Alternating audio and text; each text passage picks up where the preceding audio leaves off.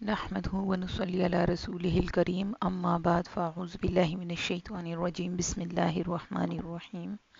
رب اشرح لي صدري ويسر لي أمري واحلل عقدة من لساني يفقه قولي رب زدني علما رب هب لي حكما وألحقني بالصالحين واجعل لي لسان صدق في الآخرين واجعلني من ورثة جنة النعيم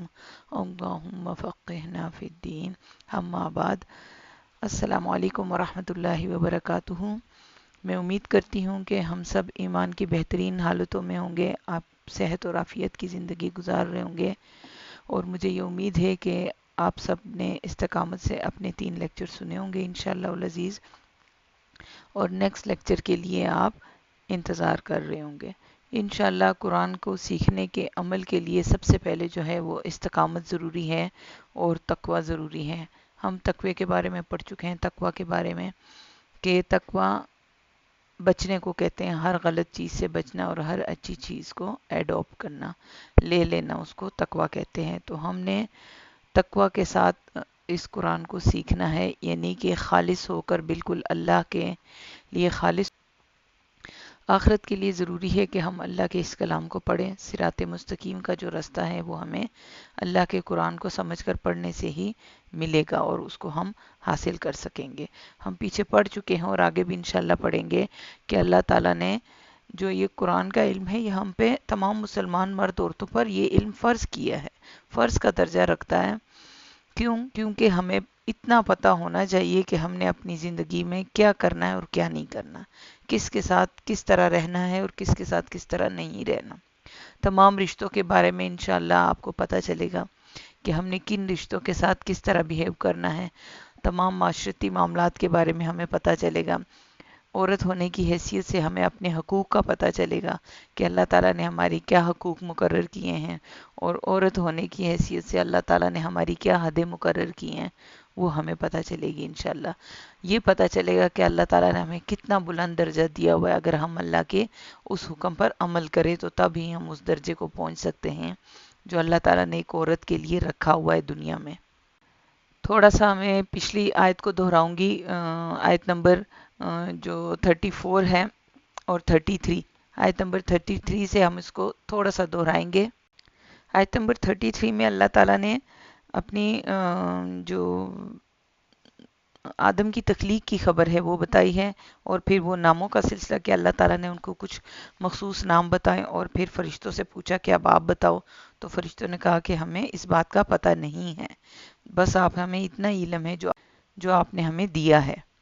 اس آیت کو دہرا کے ہم آگے چلتے ہیں۔ وَإِذْ قُلْنَا لِلْمَلَائِكَةِ اسْجُدُوا لِآدَمَ، وَإِذْ اور جب قلنا کہا ہم نے للملائکۃ فرشتوں سے اسجدو سجدہ کرو لآدم آدم کو، فسجدوا تو انہوں نے سجدہ کیا، الا سوائے ابلیس کے، کہ اللہ تعالیٰ نے جب فرشتوں کو حکم دیا گیا تعظیماً آدم علیہ السلام کے آگے جھک جاؤ تو وہ جھک گئے سب سوائے ابلیس کے، ابا واستکبرا، اور اس نے انکار کیا اور تکبر کیا، کہ ابلیس نے انکار کر دیا، حالانکہ اللہ کا حکم تھا اور سب نے مانا لیکن اس نے انکار کر دیا۔ انکار کی وجہ ہم پڑھ چکے ہیں کہ اس کا انکار کیا تھا، تکبر کی وجہ سے انکار تھا کہ مجھے تو اللہ نے آگ سے بنایا ہے اور میں جنات کا سردار ہوں، مجھے اتنا بڑا سٹیٹس دیا، اور اب ایک مٹی کا پتلا بنا کے تو مجھے حکم دیا جا رہا ہے کہ اس کے آگے جھک جاؤ، میں نے نہیں جھکنا، تکبر کیا، اللہ تعالیٰ کا حکم نہیں مانا، وکان من الکافرین، اور وہ ہو گیا کافروں میں سے۔ اللہ تعالیٰ کا حکم کا ہر حکم کا انکار کرنے والا جو ہوگا وہ کافر کہلائے گا۔ کفر جو ہوتا ہے اس کا مطلب ہے اللہ کے حکم سے انکار کرنے والا، چاہے وہ کوئی بھی حکم ہو، چھوٹا ہو بڑا ہو، وہ سب کفر کے درجے پہ ہوتا ہے۔ اس میں پھر کفر اصغر اور کفر اکبر ہوتا ہے، ٹھیک ہے، ہم پیچھے پڑھ چکے ہیں اس کی ڈیٹیل۔ نیکسٹ ہے وَقُلْنَا یا آدم، وَقُلْنَا اور کہا ہم نے یا آدم، اے آدم، اسکن رہو، انتا تم، آدم علیہ السلام سے اللہ تعالیٰ فرما رہا ہے کہ تم رہو۔ سکنہ کا جو لفظ ہے نا وہ رہنے کو بولتے ہیں، رہائش رکھنے کو، مسکن سے اصل میں یہ لکھ رہا ہے، سکون سے، ساکن اور پھر مسکن، کہ جہاں ہم سکون سے رہ سکے۔ تو اللہ تعالیٰ نے آدم علیہ السلام کو حکم دیا کہ اسکن رہو، انتا تم، वज़ौजुका और बीवी तुम्हारी यानी हव्वा अलैहिस्सलाम, अल जन्नता जन्नत में कि तुम दोनों यहीं जन्नत में रहो, वकुला और तुम दोनों खाओ, मिनहा इससे यानी जन्नत में से जो कुछ तुम्हारा दिल करता है उसको खाओ, रगदन फरागत से यानी खुश होके सुकून से खूब खुल के तुम जो कुछ खाना चाहते हो जन्नत में से, जिन नेमतों का फ़ायदा उठाना चाहते हो वो उठा लो। हैसु जहाँ से तुमा तुम दोनों चाहो कि तुम दोनों जन्नत में जहाँ से तुम लोग कुछ खाना चाहो तुम उसको खा सकते हो। वला और ना तकरबा तुम दोनों करीब जाओ, हाजिही इस शजरत दरख्त के। एक दरख्त था जिससे अल्लाह ताला ने मना फरमाया आदम और हवा अलैहिस्सलाम को कि बाकी जन्नत में तुम जहाँ से चाहो खाओ, फरागत से खाओ, बैठ के खाओ, खड़े होके खाओ, लेकिन इस दरख्त के करीब तुमने नहीं जाना। अब अगर देखा जाए तो दरख्त का क्या मानी है, यहाँ पे दरख्त अल्लाह ताला ने हाईलाइट नहीं किया कि कौन सा दरख्त है, अल्लाह ताला ने बस दरख्त का जिक्र फरमाया है। बाज़ मुफस्सिरीन की राय है कि सिदरतुल मुंतहा या बेरी का एक दरख्त होगा या गंदुम का, या यानी मुफस्सिरीन की मुख्तलिफ राय है, लेकिन अल्लाह ताला ने यहाँ पे सिर्फ एक दरख्त का कहा है कि इस दरख्त के करीब ना जाना, इससे तुमने कोई फल वगैरह कुछ नहीं खाना। अब यहाँ से अगर फतकूना वरना तुम दोनों हो जाओगे मिनज़ ज़ालिमीना ज़ालिमों में से। अल्लाह ताला ने फरमाया कि जन्नत में तुम दोनों सुकून से रहो, फरागत से खाओ पियो, जहाँ से तुम लोग का दिल करता है खाओ पियो रहो, लेकिन इस एक दरख्त के करीब ना जाना वरना तुम दोनों भी जालिमों में से हो जाओगे। जालिम कौन होता है? किसी के हक में कमी करने वाला जालिम कहलाता है। और यहाँ पे अल्लाह के हुक्म की नाफरमानी करना अल्लाह के हक में कमी करना होगा, ठीक है। तो इसलिए यहाँ पे जालिम का लफ्ज़ इस्तेमाल हुआ है कि आप लोगों ने ये नहीं खाना, इस दरख्त के करीब नहीं जाना वरना तुम दोनों जालिमों में से हो जाओगे। इस्तिलाही मानी क्या है यहाँ हमारे लिए, इसका क्या मानी है? ला तक़रबा हाज़िही शजरा, जहाँ से अल्लाह हमें मना करता है वहाँ हमने नहीं जाना। अल्लाह ताला ने फरमाया जहाँ से मैं रोकता हूँ वहाँ तुम लोगों ने नहीं जाना वरना तुम जालिमों में से हो जाओगे, यानी मेरे हक में तुम लोग कमी करोगे। अल्लाह का हुक्म ना मान के हम अल्लाह के हक में कमी करेंगे, ठीक है। तो हमारे लिए क्या है कि जहाँ से अल्लाह रोकता है वहाँ हमने नहीं जाना, और जहाँ पे अल्लाह कहता है कि जाओ या काम करो, जिस काम से रोकते हैं वो नहीं करना, और जो काम करने को कहा है तो वो हमने करना है। यानी हर ममनुआ चीज़ के करीब भी नहीं जाना वरना इंसान उस पर फिसल जाता है। आगे इंशाल्लाह आप फहाशी के बारे में पढ़ेंगे, जिना के बारे में पढ़ेंगे कि अल्लाह ताला फरमाता है कि तुम उसके करीब भी ना जाओ। ला तकरब जिना ला तकरब फहाशी, कि फहाशी के जिना के करीब भी तुम लोग ना जाओ। अल्लाह ताला ने फरमाया कि जिस चीज़ से मैं मना करता हूँ उसके जब तुम करीब जाते हो तो शैतान जो है वो तुम्हें फिसला के उसमें मुब्तला कर देता है। तो हमारे लिए क्या पॉइंट है कि हर वो चीज़ जहाँ से अल्लाह ने मना की है, जगह हो, काम हो, लोग हो, महफिल हो, वहाँ पे हम उसके करीब भी नहीं फटकेंगे, ठीक है। जहाँ पे अल्लाह के हकूक़ की नाफरमानी हो रही हो और जहाँ पे गलत काम हो रहे हो। नेक्स्ट आयत को देखें, फ़अज़ल्लहुमा, फिर फिसला दिया उन दोनों को। अल्लाह ताला ने हुक्म दिया था इस दरख्त के करीब भी ना जाओ वरना जालिमों में सो जाओगे, लेकिन एक लम्हा ऐसा आया कि शैतान उन पे हावी हो गया और फ़अज़ल्लहुमा, फिर फिसला दिया उन दोनों को, आदम और हव्वा को, अश-शैतानु, शैतान ने, अन्हा, उससे, फ़अख़रजहुमा, फिर उसने निकलवा दिया उन दोनों को, मिम्मा, उससे, जो काना, वो दोनों थे, फ़ीहा, जिसमें, यानी जन्नत से शैतान ने उनको निकलवा दिया। कैसे भला? शैतान पहले ही बड़ा अकड़ा हुआ था और उसको इस बात का गुस्सा था। आगे आदम और हवा के इस मुकालमे की आगे तफसील आएगी इंशाल्लाह दूसरी सूरतों में, कि वो पहले ही जब अल्लाह ताला ने उसको हुक्म दिया कि इनके आगे झुक जाओ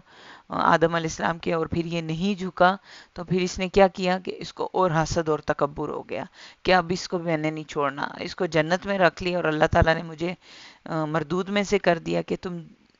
सारी ज़िंदगी ता क़यामत तुम मरदूद रहोगे, धुतकारे हुए होगे, और आदम अलैहिस्सलाम को और हव्वा को जन्नत में जगह दे दी। अब तो मैं इनको नहीं छोड़ूंगा, इनको भी बहकाऊंगा और क़यामत तक की तमाम नस्लों को, इंसान की जो आदम की नस्लें हैं उन सबको मैं फिसलाऊंगा। ये आगे इंशाल्लाह मुकालमा आएगा, यहाँ पे शॉर्टकट में, ठीक है, कि शैतान ने उन दोनों को फिसलाया اور پھر ان کو نکلوا دیا ان دونوں کو اس جگہ سے جہاں پہ وہ رہتے تھے، یعنی کہ وہ جنت میں رہتے تھے۔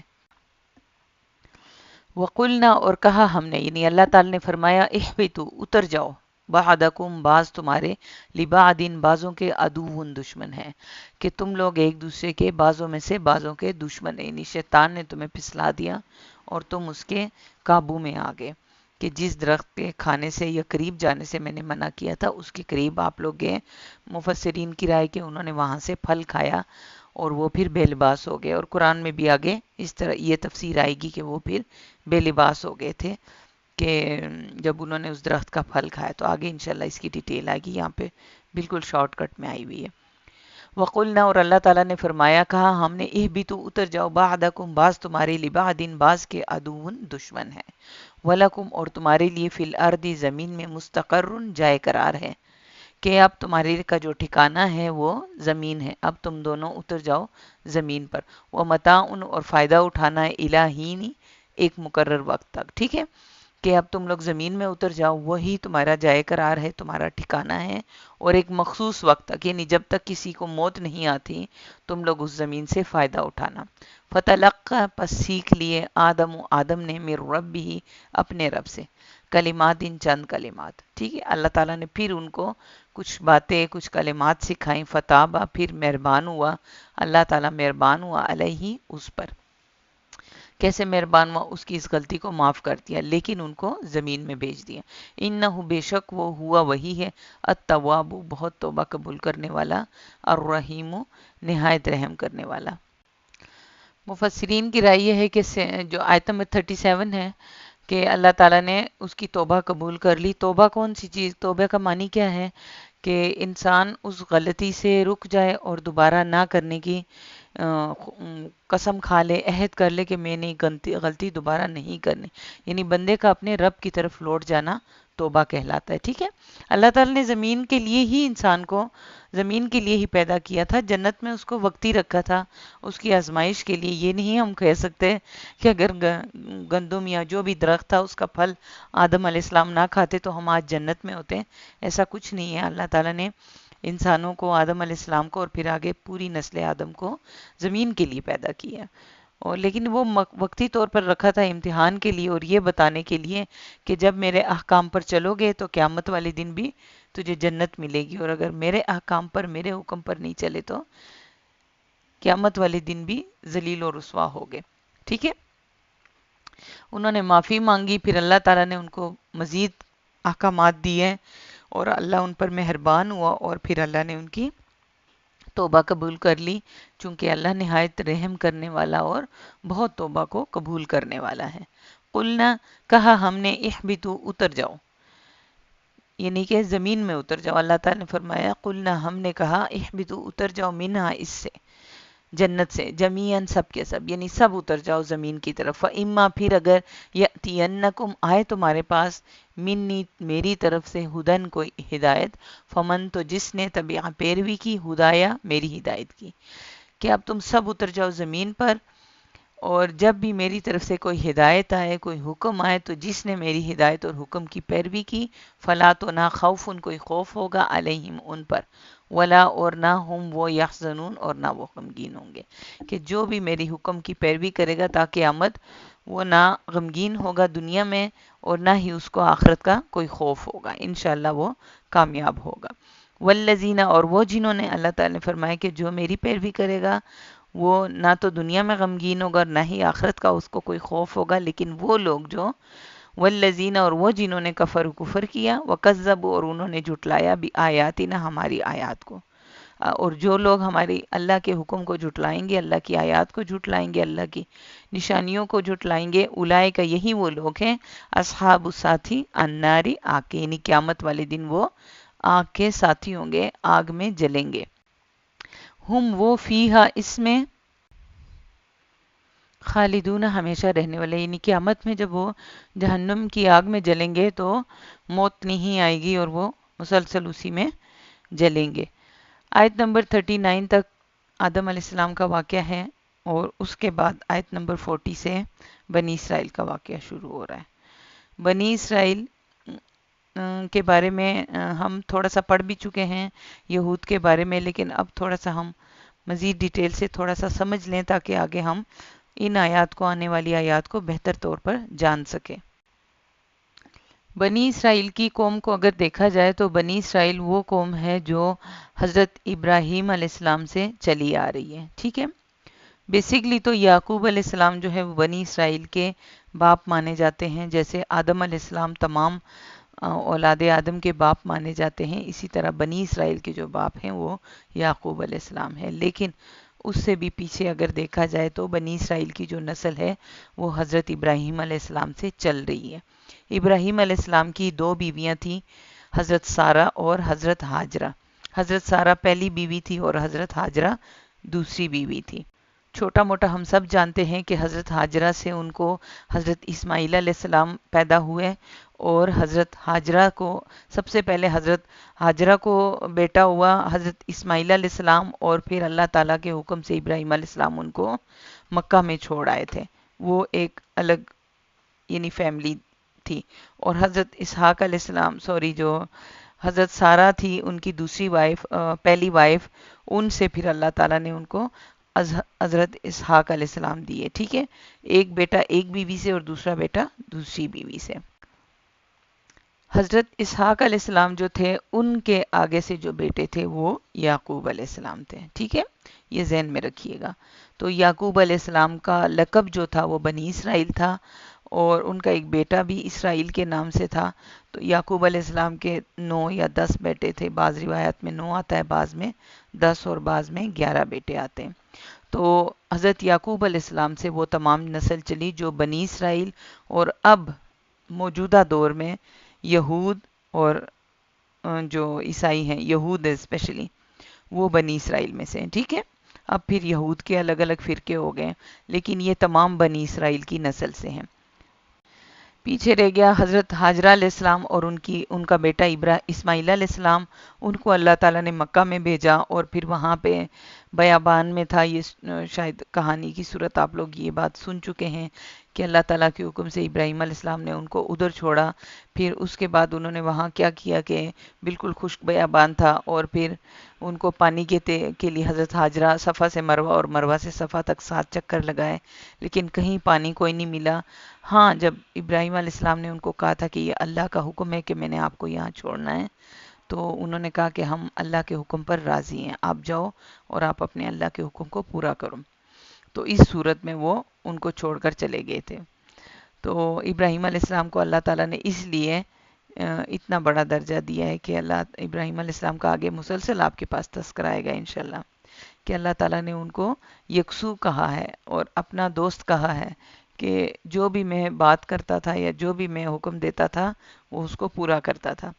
تو حضرت ہاجرہ اپنے بچے کے لیے دوڑی، صفا اور مروہ کے 7 چکر لگائے، ان کو پانی نہیں ملا، اور پھر جہاں پہ حضرت اسماعیل علیہ السلام ایڑیا رگڑ رگڑ کے رو رہے تھے، ایک فرشتہ آیا اور اس نے وہاں پہ اپنا پر مار کے پانی جاری کر دیا، اور دونوں ماں نے پانی پیا اور پھر اپنا دودھ اس بچے کو پلایا۔ یہ تھی شارٹ سی سٹوری، انشاءاللہ ہم ڈیٹیل سے بھی اس پہ کبھی بات کریں گے۔ تو تا قیامت تک کے لیے حج اور عمرہ کرنے والوں کے لیے اس عورت کی بھاگ دوڑ جو ہے وہ حج اور عمرے کا رکن قرار دی گئی، کہ اس کے بغیر حج اور عمرہ نہیں ہوتا۔ آپ نے صفا اور مروہ کی صحیح کرنی ہوتی ہے، دوڑنا ہوتا ہے، 7 چکر لگانے ہوتے ہیں۔ سبحان اللہ، یہ ایک عورت ہی تھی کہ جس کو اللہ نے اتنی بڑی فضیلت اللہ نے دی۔ اچھا، حضرت اسماعیل علیہ السلام جو تھے ان سے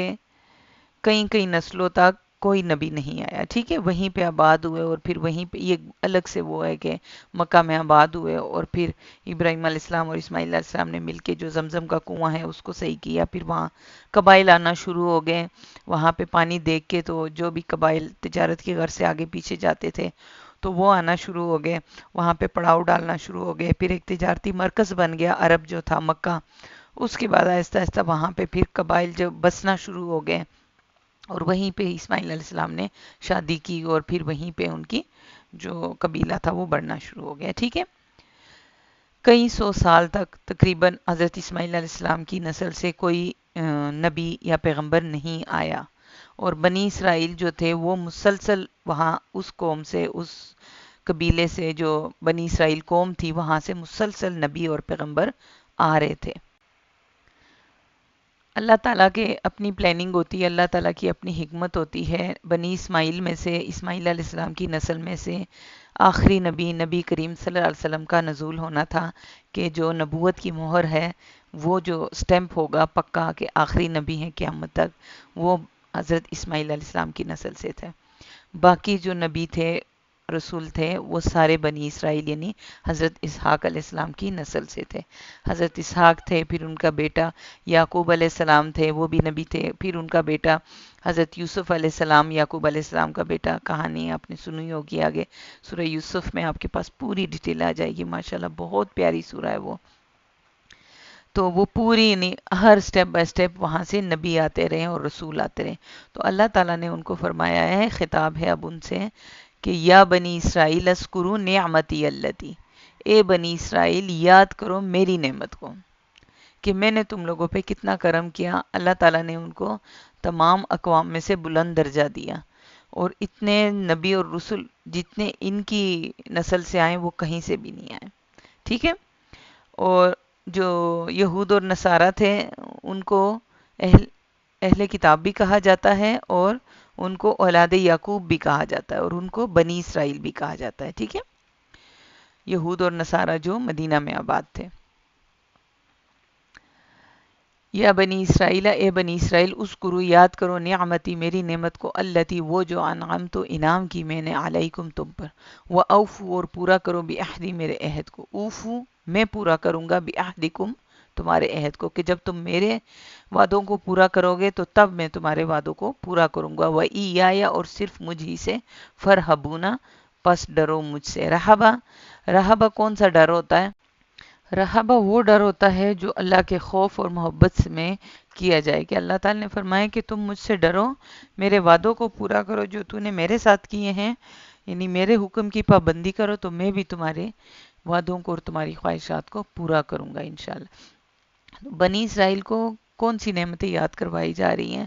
ہر دور میں اللہ تعالیٰ نے ان پہ ہمیشہ کرم کیا، فرعون سے نجات دی، من و سلوہ دیا،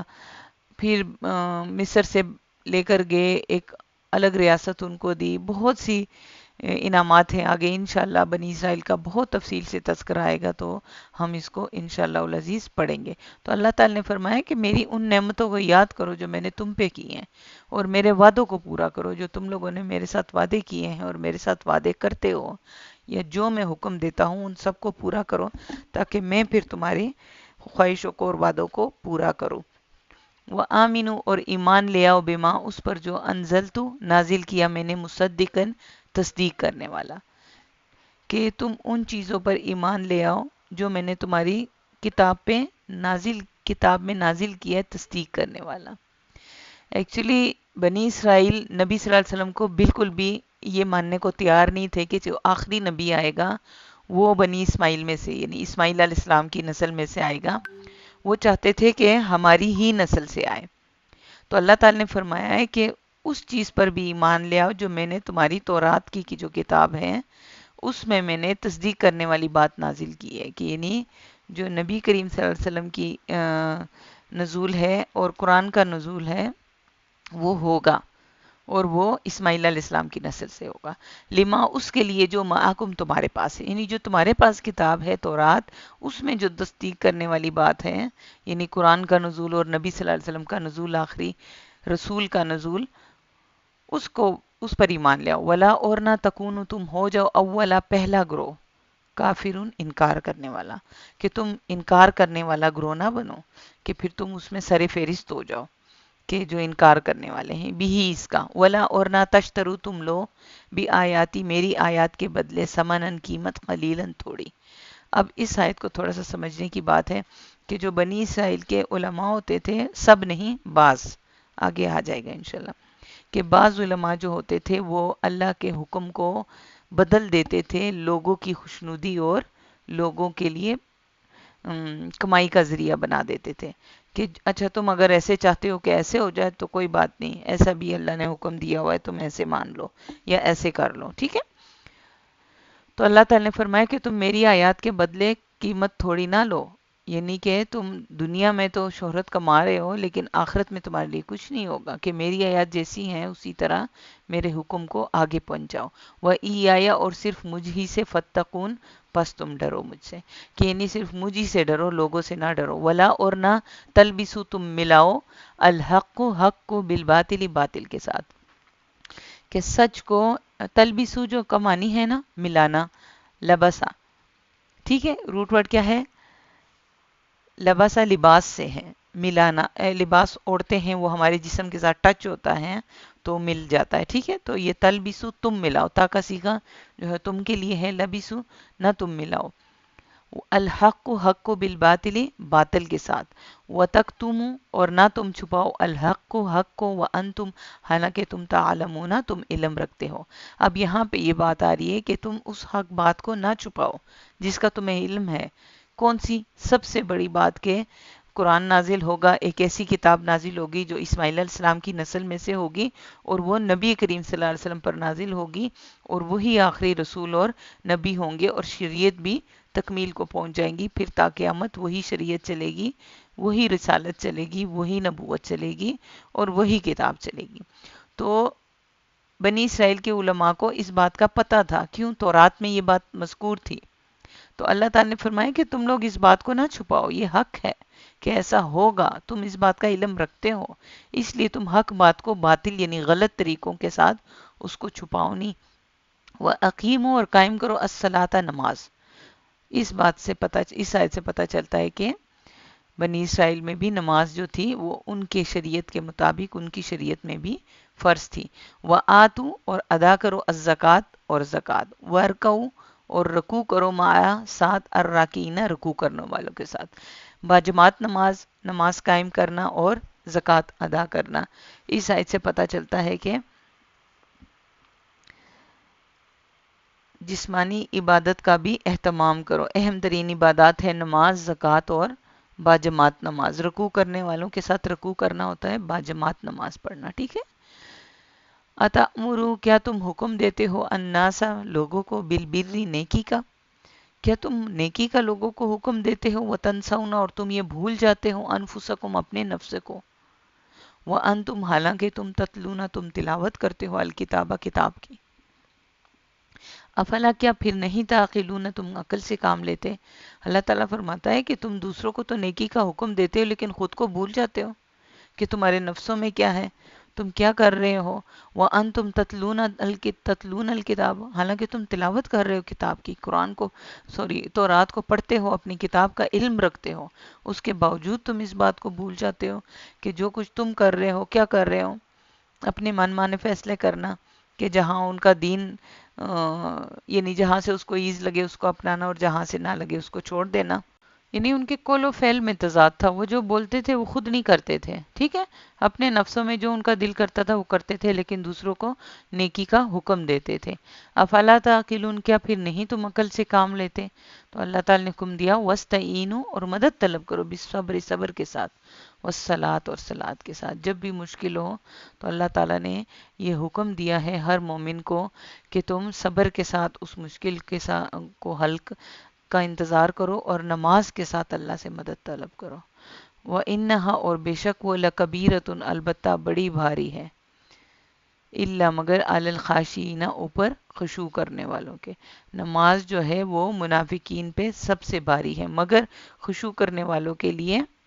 بہت آسان ہے، کہ اس کو جیسے ہی مشکل پڑتی ہے وہ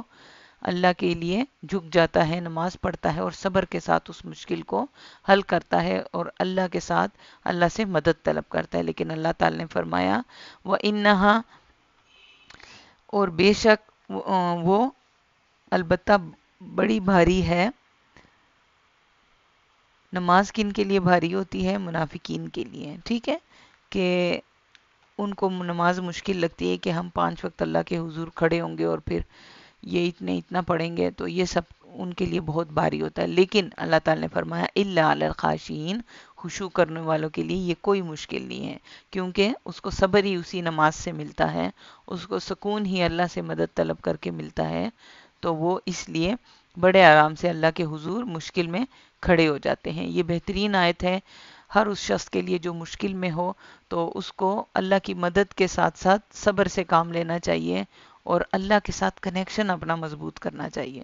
جب اللہ کے ساتھ ہمارا کنیکشن مضبوط ہوتا ہے تو الحمدللہ اللہ ہمیں صبر بھی دیتا ہے تمام مسائل پر، اور اس کا کوئی نہ کوئی سلوشن بھی نکلتا ہے۔ یاد رکھیں ہمیشہ سلوشن جو ہے وہ ایک مخصوص ٹائم پہ نکلتا ہے جو اللہ نے مقرر کیا ہوتا ہے، ٹھیک ہے؟ اس سے پہلے جو ہم بے صبری دکھاتے ہیں تو اس میں ہمیں صبر آ جاتا ہے اور اللہ تعالیٰ ہمارے معاملے کو ہم پہ آسان کر دیتا ہے۔ آج الحمدللہ ہماری یہ 45 آیت تک ہے، انشاءاللہ العزیز اس کے ساتھ نوٹس بھی میں سینڈ کروں گی۔ میری کوشش ہوگی کہ ہم نوٹس کے ساتھ اس کو پڑھیں۔ پھر بھی اگر کچھ سمجھنا ہے تو آپ مجھ سے پوچھ سکتے ہیں، جہاں سے بھی آپ کو سمجھنے میں سیکھنے میں مسئلہ ہو رہا ہو تو میں حاضر ہوں آپ لوگ کے لیے۔ انشاءاللہ العزیز میں دعا کرتی ہوں کہ ہمیں اللہ استقامت دے اس قرآن کو سیکھنے کے لیے اور اس پر عمل کرنے کے لیے۔ اللہم ارزقنی تفکر و تدبر لما یتلوہ لسانی من کتابک والفہم لہ والمعرفت بمانی والنظر فی عجائبہ والعمل بذلك ما بقیت انک علی کل شیء قدیر۔ سبحانک اللہم و بحمدک اشہد ان لا الہ الا انت استغفرک و اتوب الیک۔ السلام علیکم ورحمۃ اللہ وبرکاتہ۔